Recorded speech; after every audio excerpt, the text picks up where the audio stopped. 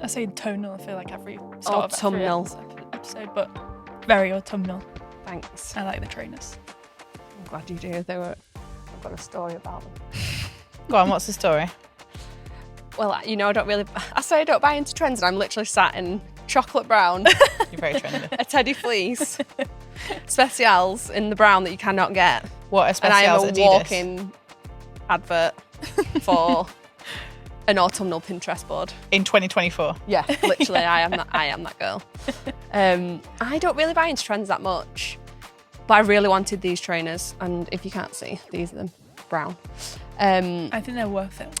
Okay, I agree, but I had to. You can't get them anywhere; they sell out. And I was like, and I happened to see something on Adidas that said these will be restocked on Monday, the 28th of October at 9 a.m. So I did that any fashion girly will do, and I set an alarm, and I got Neil on the case as well. But you had to download the app, you had to pay up front, and then you had to be in a queue, and it wasn't guaranteed that you get. Like, you obviously get a refund if you didn't get it. But we were sat. It's like Taylor Swift tickets. Yeah, it's Literally, giving Ticketmaster. we were walking to school, and I was like, I'm giving myself the ick. Like, I'm in a queue to buy trainers. Like, that is not me. That is not me. Sorry, hold on. Yeah, talking to Late for the school. teacher's trying to talk to me, and I'm like, "Bip, bip, bip, bip, bip." I'm trying to buy some Specials. So, well, they look lovely. They're comfy. I mean, define comfy. Are they not comfy? Well, they're an actual handball shoe, so they're like got in. They've What, got, to play handball? yes. I was They're wondered like, why they were called that. yeah. You just thought they were jumping on the Yeah. So it's not just for the aesthetic, it's because you're now joining the handballs. They're practical shoes, so they're not comfy. They've got like a high insole on this side, and they're arguably half size too big for me. But we won't worry about Why that. have they only got a high insole on one shoe? I don't know. Maybe it's my feet. I don't know. They're not the comfiest of shoes, is all I will say. Okay. But I'm hoping to wear them in. But I tried really hard to get them, and I really don't want to give them back. So you'll just, for the bitter end, you'll Just to put be up- stubborn. Yeah. Yeah, I'm keeping them. I think you should. Welcome to The Vault with Financielle. This is a safe space where we talk all things life and money and no topics are off limits. Hello, girls. Hello. I like your nail colour. I feel like we do, obviously we're on Don't look too YouTube, so... close. Well, I was about to ask you, like, not everyone, we talk about clothes and we talk about shoes and we talk about things and not everyone can see because they're listening, but what colour would you say your nails are, Lucy? I'd say like a burgundy, Like wine? yeah, mulled wine. So Holly and I are naked ninnies on the Well, I would rather be fingers. because look how chipped they are. So they No, don't you can't look see, chipped just- from here. Move your hands quickly and swiftly, and I no saw one a will ever TikTok know. that was saying like, oh, there's like 5 things you can do to immediately, like, without spending a lot of Elevate level. Yeah, look, probably yeah. elevate, probably. Yeah. And I've not had nails done for years. It does elevate a It lot. does. You I know. look put together. Like, I wish I had. and you don't. How good? We don't.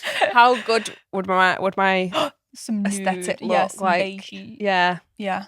So you wouldn't go brown with her brown. You would contrast Yeah, maybe go like a or little bit of a complement. warmer. Yeah.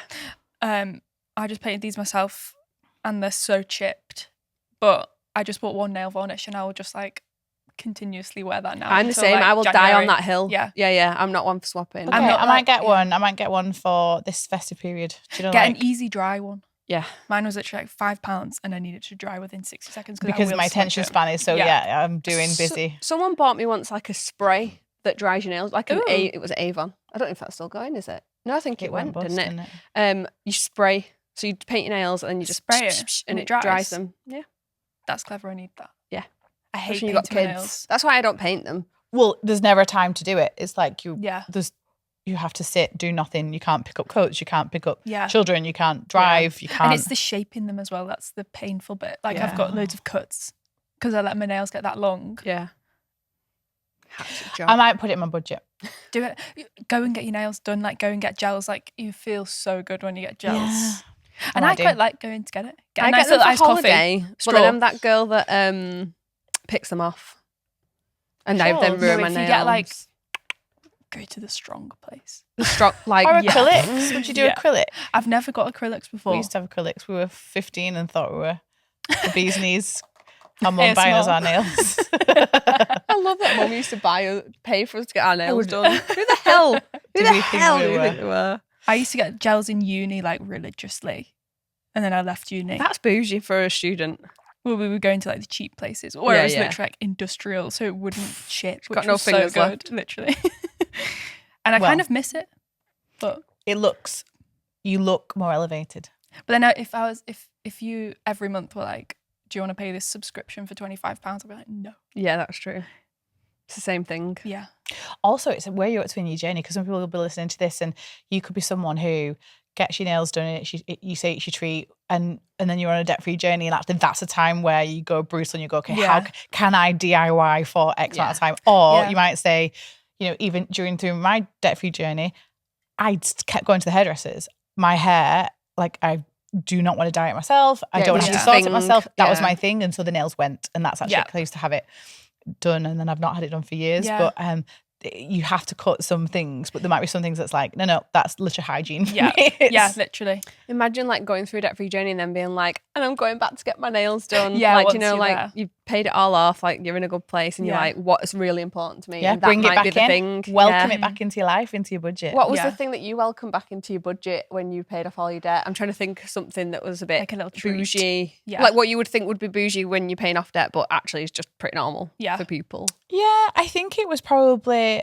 like better meals at home, like the Marks and Spencer's steak shop, or maybe a nice bottle of wine, or eating out. Like, because I'm a foodie, I like going to nice places for food. I went nowhere. You know, so whether it was a lunch choice, I would say no, and all my friends would go out to lunch, and I would take lunch in. The convenience thing, I think convenience is a big thing where you end up paying a little bit more. Yeah, but when you're in debt, you have to put the physical work in. And the mental work of, I don't want to eat out tomorrow, so I'll make my lunch tonight. You know, and then just imagine when you finally being debt free, like, I'm not going to make my lunch tonight. I'm going to go and buy it. You bougie bitch, I was going to say. I'm going for an M&S meal deal. Yeah. I've seen people actually in the app talk about that, like what comes back in, like what are you planning to do? And I think having that and looking forward to that and bringing it back into your budget, like, when you go super tight, you want to do it for a period of time and then relax, because this is then like a lifestyle thing. It's not a intense forever. So was that our controversial money opinion? No. Oh, we're not started yet. Sorry, it was the nails. It was your fault. I got distracted by the nails, and then hit us up with something less controversial than that. Okay. Settling for a stable job over pursuing a passion is a valid choice. Yeah. Like, what's your vibe? No, I agree. I think we've talked about this, the 9-to-5 concept before, and people throwing shade on it and all that kind of stuff. But it depends what you mean by settling. So we always laugh. I'm always jealous of people that like work in really ordinary jobs sometimes, because the mental load is a lot, and the flexibility sometimes swings the other way, and it's a little bit crazy. That level of routine is really healthy for some people. It's like the defined passion thing as well. Like, I think it's something that's missold to you in your 20s. Passion doesn't mean job. Follow your passion. And so, for example, say you really love painting and you're an artist. Like, I'd love to be an artist for a job. You can paint and it not be your job. You can paint in your private life and, you know, evenings, weekends, you can take time off and paint. But if it was your job, you would still do loads more than the painting. You would have to do the admin. You might have a gallery. You might have to sell your work. You might have to do your invoicing. You might, you know. So even if it's like, you know, if you wanted to be a singer and you're a really good singer, the moment that you're on stage is like probably 2% output of that job. The rest of it looks hard work. Yeah. And is it unstable? And, you know, so I think it's missold to you when people are trying to pick what they want to be, or, you know, we're picking options with our eldest at school at the moment. It's so hard as a parent. Time. Well, at least for us though, for our generation, it was genuinely connected to probably what you would study and do as a job. Whereas now, what I love is that what you study at school is highly likely to be nothing to do with what you do as a career. Just a bit more connected to what you like. All the kids want to be YouTubers. My 5-year-old shouted out the window yesterday. I heard him, subscribe to my channel. I was like, what are you doing? He's like, I don't know. Just asking people to subscribe to my channel. Really concerning. I do you know what? We've never sat them down and gone, do you know why they asked that? Because it's better for the algorithm, because they make more money. Teddy watches things where they say, like, It's a threat. So I've like had to stop that where he's if you What don't do you mean? subscribe and like my channel, something's going to happen to you. Really? Yeah. Oh my God. We should start doing that. Lydia's taking notes. Watch the disclaimer at the end of the subscribe to this. If it gets a bit Marketing dark hack. towards the end of the pod, you know why. We are pausing Send this this to pod to 3 tell you all to people. subscribe. Do you remember those chain Yeah. things? It was like the Meta one the other week. I hope none of us in the What chain room things? shared the Meta chain mail where it was like, I do not give Meta permission to access To my my data. photos. Yeah. A chain mail would be like an email. It'd be like, send this on to 10 people and bad things will happen. Yeah. And I you get just- them all the time off Nanny. WhatsApp. Lucy, there's a scam going around on WhatsApp, and I'm like, you're probably contributing to it. You just spread it to You are 10 the of your scam. mates. Yeah. Nice It's one. like forwarded many times. Yeah, it's very great. But like Lydia, you're good at following your passions outside of work, aren't you? Like because of the painting thing made me think of you. Yeah, well, you got to keep your hobbies as hobbies, otherwise they're not hobbies anymore. They're just there's That's always so admin. If you monetize something, it's gonna suck the joy out of it a bit, Yeah. isn't it? What are your list some of your hobbies that you do? Like Ooh, yeah, or that you've tried in the past. This You've is done like- quite a few. This is hobby bingo. Yeah. Because if you don't hobby say them, we bingo, will. yeah. Macrame. Yes. I made it. Oh, go on. Sorry. I What's just- that? Macrame. Do Well, like you know when the- you do knots and it makes like a plant hanger or like a Yes. yeah, like it was big in the 70s apparently. It's definitely made a comeback. Yeah, but like that's fun. But then once I'd bought like loads of it and made my own little sort of factory of it, and I was like, why am I doing this? Like Yeah, I it's sold fun, like man. 3 on Facebook Marketplace of it, and I was like, I wasn't worth. That's like turn it It's into just- a side. Everything has to be turned into like a Just side bloody hustle. You side can't just do hustles. it because you like it. Yeah, Yeah. yeah. What else have you done? You've done painting, didn't you? Painting, yeah. Horse riding, Horse riding, Pottery. yoga. Yeah. Literally. See, told you Lydia, how we like- bingo. You're like such an extracurricular Yes. activity. Like, I might wonder what Lydia's doing tonight after work. Lydia should do the TikTok my 5 to 9 after my 9 to Yeah, 5. it would be so different. I would just be sat. I haven't got a niche. I've just got a little bit of every niche. And you did salsa. Oh, I tried bachata. What's that? A form of dance? Yeah. Yeah. Yeah. My Cool. Turkish friend got me into that. Ooh. I don't think I know what my passion is, so I think I need to do some. You need to do a hobbies. Lydia and try I them think all. we Yeah. should. Dip your toe into I mean, hobbies. Do an imagine that activity day. scheduling. Pardon? Financial activity day. Yeah. Activity day. We I'm should not do. getting on the horse. No, we're not sharing our passions. Okay, I'm happy for you and I'll your do passion. pottery with you like Ghost. We'll wear Sit the behind you, but I'm not Lovely. doing that. But it is true, like, actually, especially, we play the kid card a lot, but as you're getting older and, like, my hobbies wouldn't fit in the schedule because there are rugby drop-offs and dance drop-offs and Our WhatsApp group always comes into play here that we've got with our friends. Did you see the messages last night where people were listing out the hobbies that the kids do? And one of my friends is listening and she's got 2 kids. They're both really good at sport. So one does football full time, basically every night is at another football thing. But her daughter does like 3 hours of gymnastics on this night, 3 hours of gymnastics on one day, pony club, I think twice a week. She'll correct me if I'm wrong. She does. you see what she Yeah, she does. Synchronized swimming. She's really Oh my good. God. She does swimming as well, separately. And then she wanted to do water polo. And her mum was like, nah, like, you're done. Like, I cannot. Someone was take you asking for anymore." dance class recommendations and she said she doesn't do dance. She's not got the rhythm. She's a stupidly talented child. All these things. Literally, but she like excels at all these things. So like, she doesn't just go to participate. She just picks stuff up and is extremely athletic. I want to pick a hobby and Carl dropped me off. Pick me up. Yeah, like after school club. Yeah. I don't want to take myself. I want to be taken, dropped off. And give me a little snack in the car as well. Oh my god, yeah. And hydration. Like, this is the dream. Carry me as well. What would you do? What would you choose? If you were Literally. like, right, you've got an hour every Monday, Tuesday, and Thursday. I would do a Evening. choir. A choir. Yeah. Oh. But like a cool choir, like a rock Yeah. choir A or cool something. choir. Yeah. Well, cool, Mom. Because my mum did take me to one, and we'll It all wasn't agree cool. Not cool enough it for wasn't. me. It was the choir master left, and someone else came in, and the drama, like oh, There was choir drama. There was. We ended up with all the music sheets at our house after a big fallout. I think. yeah. So yeah, a proper choir, like a cool choir. My think for both of you would be like, I feel like you would then try and like run the hobby. So a toxic trait. That's my How mum. do you know? That's literally where my mum gets it from. Our favourite game is run everyone else's business. So Pam, if you hear us talking to you about your business, just tell us to shut up and walk away. How many favourite businesses thing. have we fixed, saved, like sent into In our head. That's like passion. You'll get paid stratosphere for doing growth? Do you know what they should do? And then we'll lose an hour and we're like, shit, should we do our own job? Should we run our own business? Wouldn't that be good? A novel. What would your passion be? I don't know, resting. You do that really well. wrestling. I thought you said wrestling. She did. She's going to give the smackdown. I'm not going to lie, when you said if you had an hour, what would you do? Yeah, Just nothing. pictured lying on my bed, just doing nothing with a hot drink. Oh my God. I would snow on the window. fight you for it. Yeah, I would that's my fight you passion. for it. Quiet. Yeah. Silence. My hobby is being calm. I want to know now. Tell us what, like, if you're listening, I want the DMs actually into the Insta or in the community.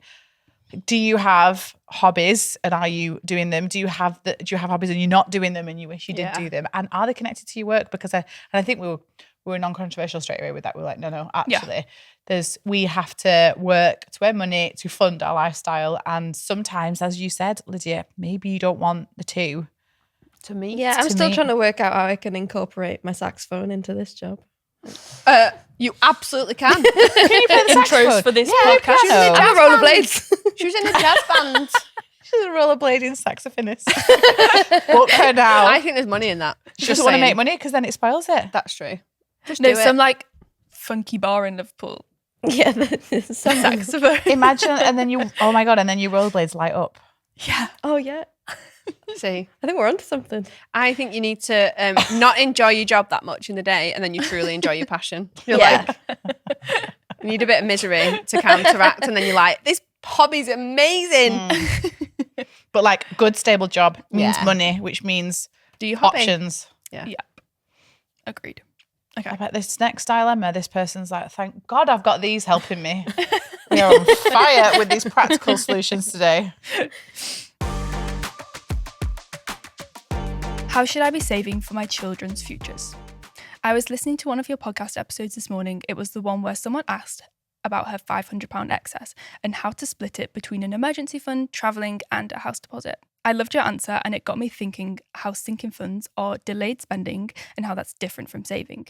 My question is, what would saving for kids' futures be? For example, having a goal to gift them £20,000 when they're ready to buy a house. Is that a sinking fund or saving? And would this be included in my net worth? It was a good episode, the one she's talking about, the good dilemma, and just highlighted this conflicting stuff. And also she's cracked the mental thing about the sinking funds. So when we do a budget, we do our income and then we take off our fixed expenses, sinking funds, which are the monthly payments that you put into your pots of money for planned spending for things coming up, and then flexible expenses. And then what's left over is our excess. And that's what we put towards things that grow our net worth. So sometimes people say, oh, I've put my excess to my sinking funds. It's like, no, then you don't have an excess, because that's exactly the point. Sinking funds are planned spending. So it might be your travel pot, it might be your Christmas pot, it might be car insurance, something a bit more routine. And so those are sinking funds, and they're for things that practically you usually will spend in the next year. Like it's further than that, it's a little bit different. It's a bit more of a savings pot because you kind of don't exactly know what it's going to go on. So when it's for saving for children's future, again, when we do the Financielle method and you do the playbook, we really want you to look after yourself, don't we, first? Yeah, you shouldn't be thinking too much. Did she give... She doesn't give any more I was details, but just it's about just, to say, so I'm like, I don't know, it's really hard it's more if someone's listening and you're like, oh, I would like to save. It's like, people always have a list of everything that they want to do. And our biggest piece of advice is doing one thing at a time and following, like Laura said, the methodology, the playbook. So if this person has any debt, do not be worrying about giving children 20 grand in the future. Like, you've got to I've put seen your so many people oxygen mask on recently first. doing that. Like, they might be they've not got an emergency fund, but they put £25 a month into the kids. And it's just kind of like, you'll Your get children there. will probably Because benefit a lot more if you're you're okay. stable 100%. sooner. So many people think that they're doing the kids a disservice if they've not got a JISA and they're not investing for them. But like you said, if you can show them good money habits, not being in debt, having sinking funds, saving up for things that are planned expense, not leaning on credit, being sensible with your financial decisions, that is so much more powerful. And I always have to remember that when there might be something that comes up in our budget whereby we might not put as much to the kids investing. Like I felt guilty the first couple of times, and I was like, why am I feeling guilty? Like they're going to be fine because of what we're doing and how we live our life and how financially well we are. They're going to be fine. And whether there's 20 grand or there's 18, it doesn't really make a big difference. But if you are struggling to pay the bills every month because you're worried about putting something in the JISA, that will harm you financially and your kids and how they view money. Yeah. So like when we're thinking about saving for children, it's great to always have an account for them, because it's great if you like there's presents and you're like saying to relatives, can you just not buy them shit? Can you put money in there? Like Christmas is coming, and it's such a good way that if literally people ask you and you're like, I just don't know. Like they've planned. I usually say got like, a list. get them some chocolate or sweets, Yeah, and then can you something put to money in the unwrap. JISA? And then I Yeah. show them, like we Yeah, say, because they like, so obviously we teach that as well and show them their accounts. But yeah, making sure that you are stable, you've got an emergency fund, you're looking after your debt, and then if you know, once you're at that point where you have excess cash to be putting into, you say extra savings and extra investing, that's when we should be looking at doing something like this. I have a similar goal. So I like how she said. When I was like, Laura, Is it me? I know that you've verbalised it's that before. 21 by 21. Yeah, so we want to that's save cool. 21 grand per child by the time they're 21. We've got 3 children, and we came to this late for the eldest because again, I was paying off debt when I was a new mum to her and building up savings and kind of buying a home. And so whereas for the little man, we hit the first month he was born, he had a contribution into his junior ISA because we had them set up. So it's fascinating how I actually did a different calculation to factor in. It's really easy to do, actually. I will not profess to be a complete expert on the maths. There's tables and I was going to say there's a lot of calculators. timings and Because what you need to do is you want to be able to factor in growth. So what you don't do, I mean, you could do this, but you don't have to do 21 grand divided by 18 years divided by 12 months. You don't have to do that. You can factor in the fact that it'll probably grow 5-6% a year. And so you actually don't have to put as much in. A simple calculation would just be how many months until they're 18 and then do that. But with Ava, because she's got less time, it won't grow. Got to put more. So she has, Alice. I think she might have about 350 a month going into hers, and he has 100. But there's a reason he's got for that. 20 years He's for it got to longer, compound, whereas she doesn't. She's going to be 14 soon, so she's only got 7 years before she's 21. But if you had something like coming up and you had to forgo that month, like This month we did. So you don't My feel- husband's changed jobs. We were like wanting to. Yeah. We've got the festive period coming up, so the sinking funds actually we're a little bit behind travel. So we haven't invested in the junior ISAs this month or last month. We did the month before that. It's about being flexible with your budget as well. Like, when people get a bit, if you're quite like a fixed stickler. personality, you might feel like a failure guilty. if you're like, Yeah. oh, I didn't pay into that. We this have month. to change that rhetoric. Like our budget, the Financielle method, it's about flexibility, and we move things up and we move things down. And some months it might stay exactly the same for like 6 months. That's okay. Like life is life. Like it will come. But it's better to Seasonality. pull back on, because that's like what I call discretionary investing and saving. It's not an essential. No. Whilst we like to have it, imagine if you put money into that account because you're a stickler for it and you're saying I have to, but then An you go into your emergency overdraft because you've not got enough money for Christmas, and it's kind of like you've just, you need to look after your actual planned spending first. And it can help you, if you are a high spender and you're buying shopping online, if you're buying a million dresses for Christmas, if you're buying gifts for other people, especially the shoes. But if you're buying like gifts for other people, like if you're wasting money on gifts and then you've pulled back on that investing, that should make you feel a bit bad. Yeah. Because actually you've made a silly spending decision and you've pulled back on something that's really good for them. That could have grown. Totally good goal. It's an interesting one. If it's in a junior ISA, it's not in the net worth. It's not yours. So it's funny because sometimes we do our net worth calculation around the 3rd of every month. I like the mortgage payment have been made. Yeah. So some people do it on the 1st. I do it on the 3rd. And when, some months, we've not done it the past couple of months, but some months the investments obviously can add up to about £500 for us as a family, a little bit more into the kids' junior ISAs. And that doesn't move our net worth number. And sometimes I'm like, I wish it did, because we are doing good things. But it's not ours. And so it's something that we don't track. But we track it in the app. I've It's got in the the family goals. network. It's in the family net worth. True. And do you know what? Like I said, we keep seeing more and more about student loans and the percents going up. It's absolutely diabolical. Not percent, sorry. The fees going up with unis. And it's just, it is diabolical. And You just don't know where it's going to It's end. so criminal how expensive it is to get a further education. And so it's going to give us options. You know, cars are expensive. And we were super lucky as kids that we, our parents got us our first cars. We didn't have to buy them. Super privileged. And that meant I could drive and you could drive ourselves to college and to jobs, actually. We got jobs super early. Didn't have to rely on buses or late night travel or taxis or stuff. So, and then, you know, I just don't know what the housing situation is going to be like for our kids when they're older. But there's options if you've saved. So it's a super good one. And the earlier, the better. And like I said, just with Ali's, the idea that you can do 50 a month and with compound, it'll way past 21. It shows that actually even saving up $5,000 for them, you can do it with a small amount and it just be a little like snowflake in your budget and not like a really, really big one. But look after yourself first, and then the family budget. I've seen people go without because they think I need to put money in my kids' JISA. I'm like, and no, you don't. Little one on that actually. You could. We don't have to. Some people put like child maintenance or child benefit into a kid's no, account. I'm like, that's to run stop the house. doing that. If you are someone doing that now, stop that, put it in the top of the budget. It's income to run the house. It might work out exactly the same and you still end up putting money into like savings. But it's like, oh, that's for that. No, it's not. That's for you to run the house and your partners to run the house. You know, look after yourself first. And if in the budget there's room to save, great. Amazing. But that came out the income. It's a bonus. Community win time. I'm a new follower and have been catching up with your podcast the last few weeks.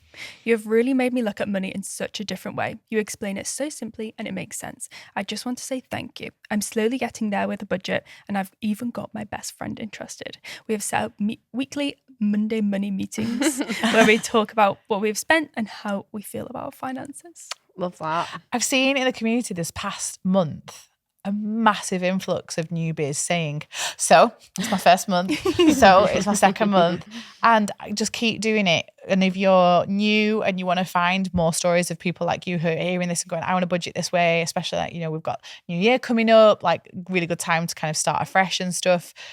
People keep saying I'm new, and I love the confidence of someone coming into a community going, okay, this is where I'm at, and sharing, and you're just sharing it with people that just want to vibe and support you and get excited. So nice. Yeah.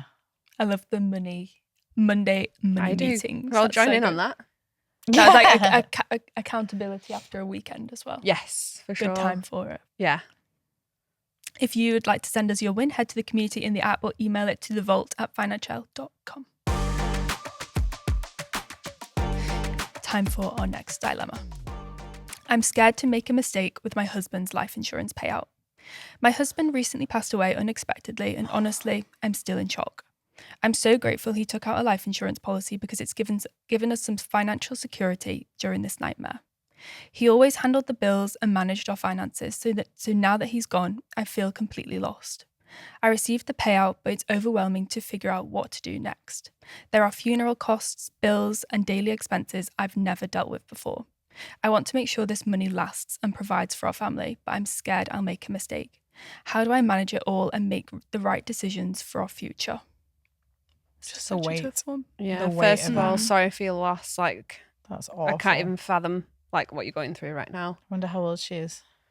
Yeah, she doesn't say. Didn't say. Got a family. Sounds like she's looking after a family, so I'm assuming there's children involved, which is just horrendous. Just imagine the weight of that. I mean, this is why you get life insurance as well. Credit to your husband and you for putting that in place, because a different dilemma could be, my husband's passed away, he handled everything, we've no money. Yeah. And I've got to pay for funeral costs that you would never expect to do as young as they probably are. And just that decision that you both made, which like I said, we've talked about this before, for a relative nominal cost generally, especially just for life insurance. I know there's other protections and stuff that you can look at, but credit to you both. Yeah. This is a different dilemma. I was just about to say, there's definitely dilemmas out there, and we've seen them whereby people have come with that story. We didn't get life insurance, and now there's nothing to go at. First of all, like, time. Just take your time.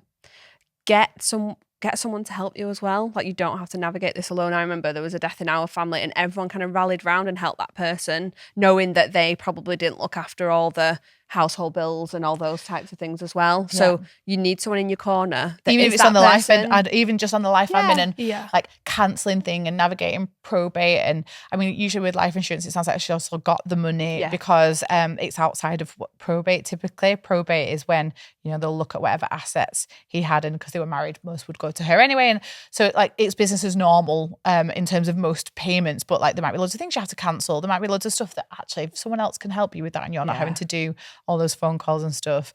Because I think there's like templates and things that you can find online whereby they can just send them to the companies where it's like, so-and-so has passed away, can you please do X, Y, and Z? Like, she won't have to sometimes you have to ring, and it's really difficult, and companies are trying to do better. I've seen nightmare stories and they're very conscious of it not getting out there, that they've not handled like a death of their customer very well. So I feel like companies are getting much better at it, and there should be ready-made templates that you can send. But spreadsheet, list everything. Me and Neil did this the other day. I know we've got a life admin area in the app that's really good for this as well, but his name is on a lot of these things and not on mine. So we've created a joint email address whereby that's the email address that we sign up to all the That's such a good idea. Oh my God. I get any bit like it. I just like make sure I forward it so that someone else, like, it's joint responsibility because like the You've mental seen it as load. well. You're all getting it. We both get access to it, because I was like, look, if I know you're great at admin and ears, and he'll just jump on stuff straight away, and I'm like, I'll come to the party a bit later, like, should we? And he's like, done it. And I'm like, all right.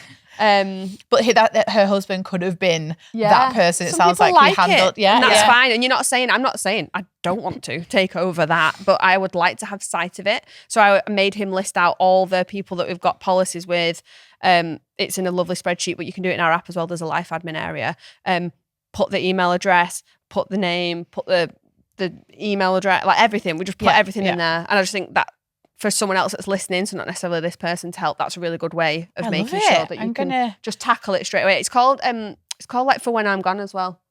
There's like a little thing called For When I'm Gone, and you can leave recipes to people. You can leave safe codes to people, and there's a story. She's telling the story because we went to my wonderful parents-in-law's house this weekend, and we got the will talk. Like Really? I think they've been just redoing it, which is a good thing. Doing it regularly. Like massive. But she was like, so the wills and the policies are in the safe under the stairs. Make it up. I don't know where they live. They might find out. Okay. Lie. I can't tell. I feel like I can't tell the story. Just say in the basically, there's a safe with policies in, and the key to that is in a different safe somewhere else in the house. Oh my God. And then the key to that safe is somewhere else in the house. What's in it? Is an escape Cluedo. room? This is an escape room. I was like, this is Where's the pirate's map? And X marks the spot. So I was, it was like, I don't think there's any jewels in the safe. It sounds like there's just paperwork, but it's a game to play and to try and find them out. But again, They've got huge dogs as well. there is a dog involved. They actually do. But it was like, I just love that they put the thought, obviously they had a really good fun putting together the game of finding it, but they've got them and they're planning for it, and that was super cool. And I think that's that, and life admin. I hadn't really thought about that angle, how that's super important. But the first thing you said, time. Yeah. So time, what I would like to think for our listener, that she can take the time to park in any lump sums of money. Ignore them. Yeah. Make sure it's somewhere that's earning some interest, because you may as well. Like, it's just best practice. But even if that overwhelms you, doesn't really matter. Yeah. You are focusing on like your basic needs and looking after you and your children and getting through every day, and then you get through every week, and then you get through every month. And if she hasn't run the household budget before, I like to come to us as well if you fancy a little bit of help with it. We can work with you and look at your budget with you. But just running a budget and getting to the end of the month is your goal first. Yeah, because 100%. if there was, obviously, if he had a salary, which I presume he did, and suddenly you've not got that salary, you're going to have a shortfall. And that's where what you do is you work out what your budget is, you work out what the gap is. You may need to top it up from the lump sum. That's all you do right now.